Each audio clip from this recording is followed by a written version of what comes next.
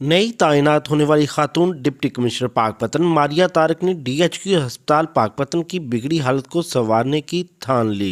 Provision of medicine वो satisfactory नहीं है। लोगों को बहुत वेटिंग टाइम में बिठाया जा रहा है, लोगों को रिस्पेक्टफुली नहीं बिठाया जा रहा, जो कि हमारे एज ए पब्लिक सर्वेंट हमारी रिस्पॉन्सिबिलिटी है। डिप्टी कमिश्नर मारिया तारक ने इमरजेंसी का दौरा किया और इंतजामिया को मरीजों के लिए मुनासिब इंतजारगाह का इंतजाम करने की हदायत भी की।